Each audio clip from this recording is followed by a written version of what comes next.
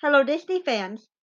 I got a special guest with me today, even though he's always with me. He doesn't always join me in the videos, do you, buddy?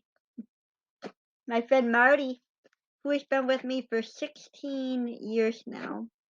How about that? 16 years old and still young, aren't you? Mama loves, yes. I wanted to do this video because Marty is a Pomeranian and this movie, Hounded, has a lot to do with another Pomeranian who is not anywhere near as good tempered as Marty for a lot of the movie you see. No. And even though it's made for comedy and he doesn't act like a real dog for a lot of it, the dog in this movie is always going to remind me of Marty. Yeah. Yeah, turning 16, and let's hope we got at least another good 4 years together, huh? Yes, Poms can make 20. You good boy. Yes. So, I dedicate this video to Marty. Well, the movie starts out. Oh, I gotta give a little history on the movie first.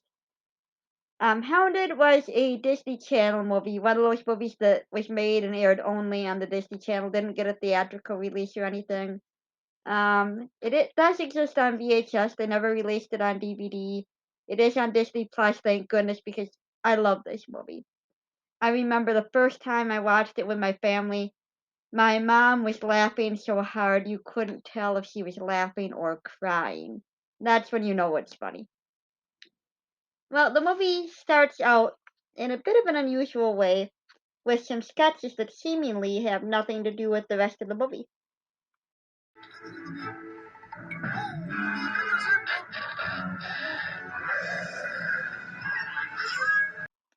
Well, these sketches are made by our main character, Jay.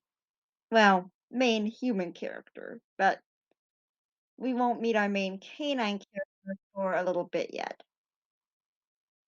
We learn a bit about Jay right at the beginning here. The first thing we can see is he's a very talented artist, and he wants to win a scholarship to a school that has an amazing art program, the Peterson Academy. If he doesn't win the scholarship, he's going to be going to Starkwell, the military academy where his brother is a teacher. Not where he wants to end up. But the scholarship is important because his dad taught at Starkwell, which means he can get in there for pretty much nothing. Whereas if he goes to Peterson, there's no way his family can afford that. Well, he made the mistake of drawing these sketches on the back of his scholarship presentation note cards. And the headmaster, Mr. Van Dusen, is not too happy when he sees these cards. Mr. Martin. No problem, Mr. Van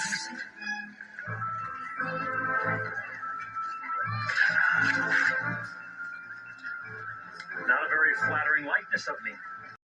Jay is played by Taj Mowry, who's probably best known for the TV show Smart Guy. He's also had a few smaller roles in other Disney films. This is the only thing I've actually seen of his, but he does seem to be a pretty decent actor. He does this role really well. Well, of course, Van Dusen takes the note cards, and he's like, how am I going to give my scholarship speech? I don't have the notes. I don't know what I'm going to say. Well, his friend Tracy tells him, well, just try to do it from memory. And he's actually able to remember it. But Van Dusen's son, who also wants to get to the Peterson Academy and has absolutely no chance of winning the scholarship on his own, takes the confiscated note cards and gives Jay's speech. Here goes. Good afternoon. Today, I want to talk to you about garbage. Each year, Americans produce enough trash and refuse to fill a convoy of trucks that would reach halfway to the moon. Each year, Americans produce enough trash and refuse. There's a good chance you recognize Shia LaBeouf as playing Ronnie Van Dusen here. Shia LaBeouf did quite a few things with Disney, probably best known for Even Stevens. I actually know him best from his role as Stanley Yelnats in Holes, which is based on the book. Disney made a movie of that, and they made a decent movie, but the book is amazing. If you haven't read it, I highly recommend it. Obviously, Ronnie's quite a piece of work, and he knows Jay's not going to give up and gave the same speech he just gave. Jay goes to Mr. Van Dusen and says, "Look, your kid just gave my speech. It's word for word the same as mine." Of course, Mr. Van Dusen confronts Ronnie about it, but advises him to hide what he did. He's not going to come out and say, "Yeah, my son cheated." Well, Jay happens to see his note cards sticking out of Ronnie's backpack. So he follows Ronnie to his house. And he tries to get the note cards back as evidence. This is where he meets the cutest little guard dog you're ever going to see.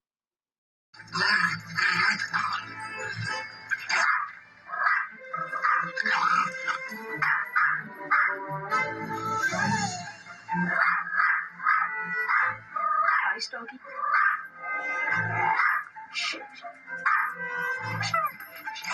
Nice. I always smile seeing little Camille because even though her bark is higher pitched than my Marty's, her play growl is exactly like his.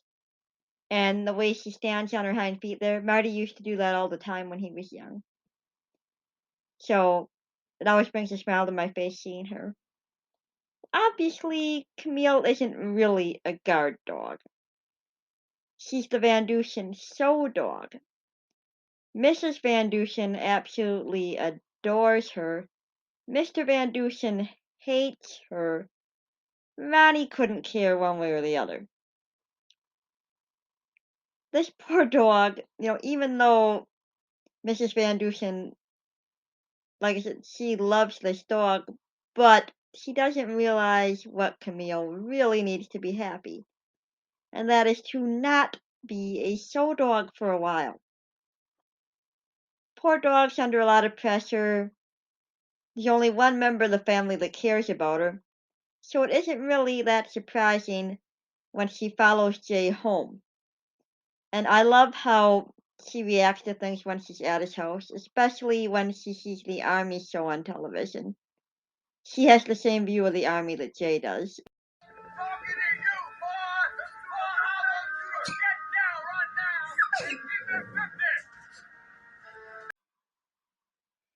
Obviously, they're using special effects for that, and for a lot of other things that Camille does here. You cannot safely have a dog do a lot of the things she's portrayed doing. But it is funny to see her reaction. I have all the respect in the world for the armed forces, don't get me wrong. But I can understand why that is not a life that Jay would want. And she kind of understands him, and they're getting along decently. He knows he's got to bring her back, but he doesn't know how. When Camille followed him home, the Van Dusen's maid saw him wearing a mask as he fled. Their prized show dog is missing.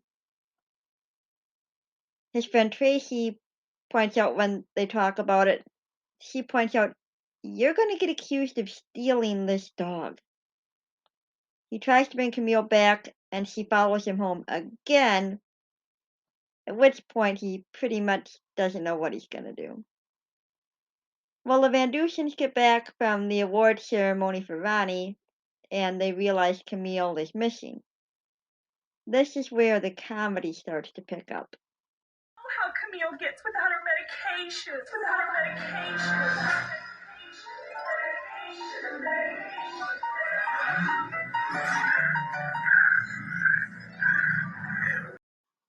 Camille proceeds to destroy the house, traps Jay in the bathroom overnight. He gets to school the next day, and he talks to Tracy again. He's like, what am I going to do with this dog? Remember, he's still worried about getting accused of stealing her. Tracy comes up with the idea, why don't you leave the dog in a basket somewhere, call up Van Dusen, disguise your voice, and say, hey, I left your dog here for you. Well, Van Dusen does assume that Jay kidnapped Camille. But Jay wasn't banking on the Van Dusens not wanting her back. Or at least not all the Van Dusens. You took the dog. You can keep her. Don't even try to bring her back. And if I find you anywhere near my house with that dog, I'll have you arrested so fast, it'll make your head spin. Oh, and by the way, how's Camille doing without her medication? Jay's got a big problem now. In case you're wondering where his parents are in all of this, his dad passed away before the start of the movie. His mom's out of state taking care of a relative, which means his mom asked his brother to come stay with him. Remember, his brother runs the works at the military academy. He doesn't want to have to deal with his brother coming home to all this, and he still doesn't know what to do with the dog. Well, he manages to wrap Camille up in one of the shower curtains, and he's able to tie her up there for a while. Now, there are so many hilarious moments in this movie as the dog's chasing him around and just generally causing mayhem. I mean, if you've ever seen the old Bugs Bunny cartoons, basically she acts like the Tasmanian devil. This curtain is not going to hold her, and this gives me one of my favorite moments in the movie, Camille's reaction when she gets out of this. Well, stop. Because I'm not letting you out until I figure out what to do with you.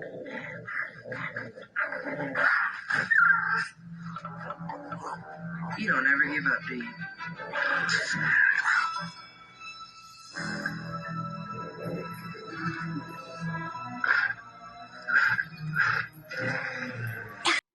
Is this a dog or some kind of demon? Like, wow. Well, but I don't want anybody getting the idea that Pomeranians are like this. They're not, of course. This movie is made for comedy. It's all just in fun, and nobody really thinks of a little Pom as being like that. And that's what makes this funny, is such a little dog has everybody running in terror. Well, Jay's brother Mike arrives home, and remember, he's from the army, and he's basically a military stereotype. He's, Mr. Tough Guy. Well, Mr. Tough Guy's not going to be afraid of this little dog, right? Step aside, son. Watch how a real man handles that stupid mutt. Hey, dog!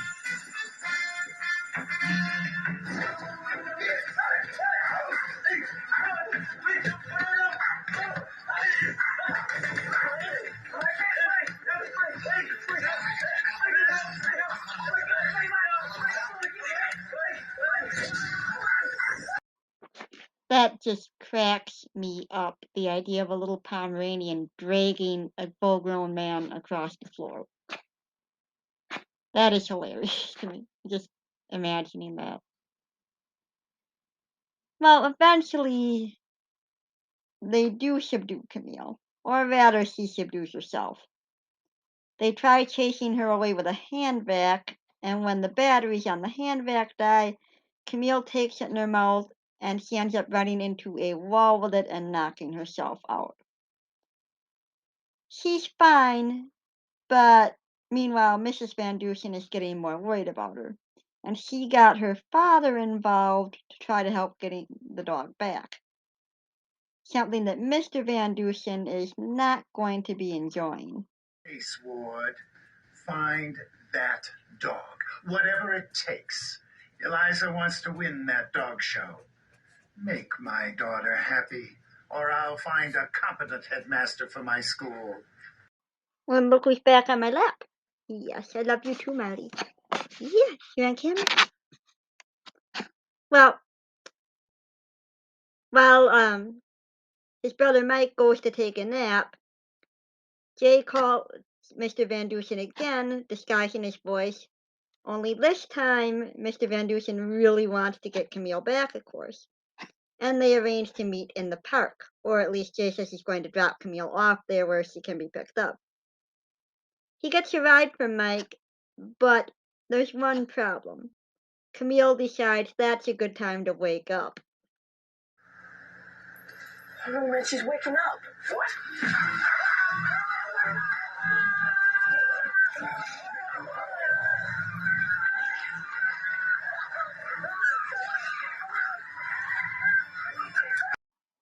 While they stop the car to get out so that they don't end up chewed up by Camille, Camille bolts out the door. So she's on the run, and Mike says, okay, I'm going to call Mr. Van Dusen about this. The dog's insane, done a lot of damage. He's going to set this right. Mike is under the impression that Jay has been watching Camille for them at their request. So Jay has to come clean and tell him, no, this is what happened. Well, his brother yells at him, says, you've been an idiot from the start. You should have gone right up to the committee judging the scholarship and said, no, this is my presentation. You should have spoken up right at the beginning and you could have avoided all of this. He basically calls him a big crybaby, mocks him because he's got to play the tough guy. And he claims that he's been both a father and brother to him all these years. And that's when Jay tells him, no, you have never been anything to me. And he tells a story from their childhood that illustrates just how bad of a brother Mike has been to him. Right after he died, I was 7 years old. I had a nightmare and I crawled into your bed. I was crying and you woke up and you pushed me out. You wouldn't even listen to me. All you said to me was stop being such a baby. But I was 7, Mike. I was a baby. This is the only serious moment in the movie, and I think it's actually really well done. It's very well acted by both of them, in my opinion. And after this, Mike starts to change, I'm going to start trying to help you out here. Let me talk to Van Dusen about the scholarship thing. And he tries to comfort him about Camille, saying, she followed you home. She probably would have got out on her own no matter what happened. She's probably going to turn out okay, ending up with somebody different. It's not your fault about that. So he calls Van Dusen, who of course says the same thing as before. Oh no, my little boy wouldn't cheat. Well, Mike gets the idea. Okay, he thinks that Camille is stolen and wants to pay the dog now for a reward. Let's collect that reward. Might as well. So they try to get Camille back. In the meantime, they're delaying while they get her back, but they're going to hopefully collect the reward that's been offered. Well, while they're trying to plan how to get Camille, Jay thinks he's in trouble when he gets called into the office. Being a pest. J. Martin, please report to Mr. Van Dusen's office. J. Martin, report to Mr. Van Dusen's office. Mr. Martin, Yes, sir. my dog is missing. I want to talk to you about getting her back. Turns out all he wants is for Jay to make the flyers. Lost dog. But since they believe Camille was stolen and not lost, the police are going to nab anybody who would return Camille.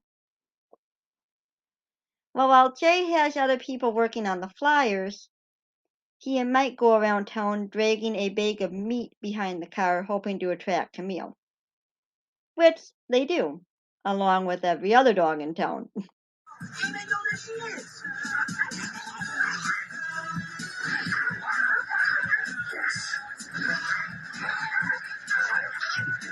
Yeah, we got her. She's on the line.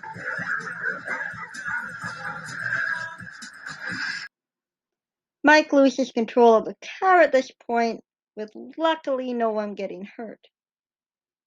And you gotta admire Camille's determination here. She is not letting go of that bag of meat.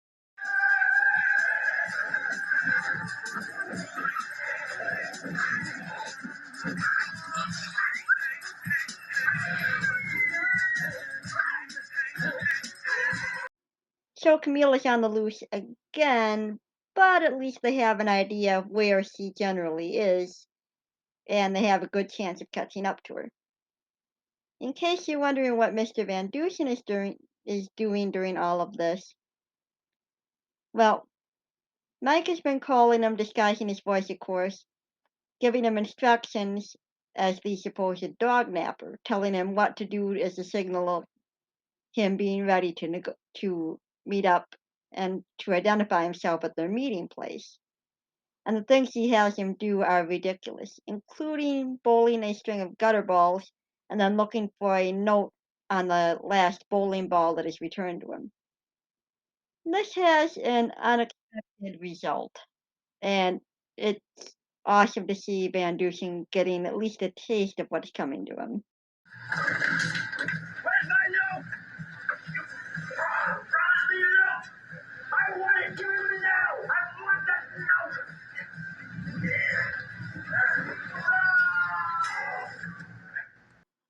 The two brothers finally catch up to Camille, and oddly enough, she's finally over her distractor streak.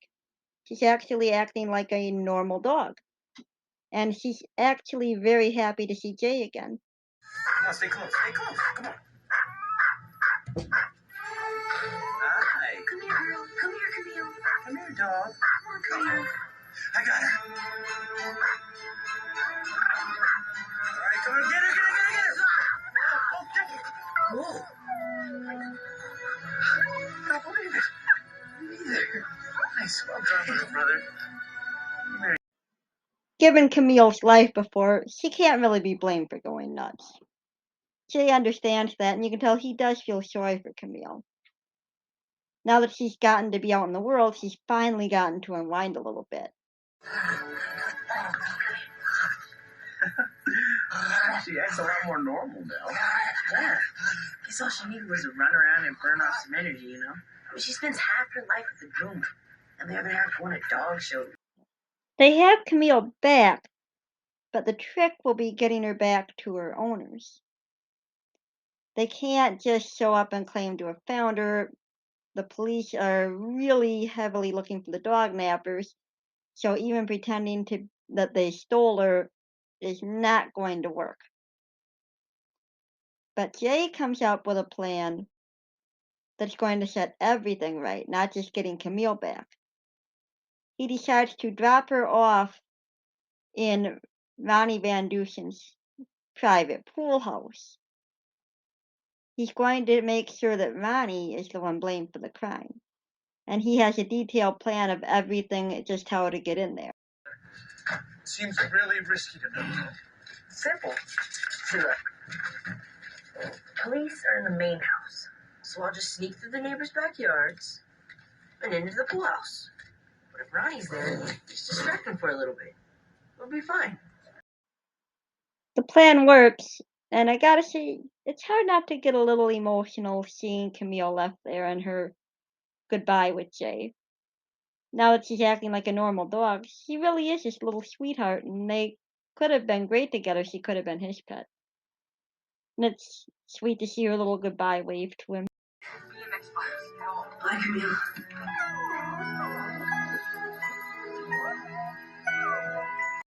Hard to believe that's the same dog, right? They were able to make a call from the pool house, and the police traced that.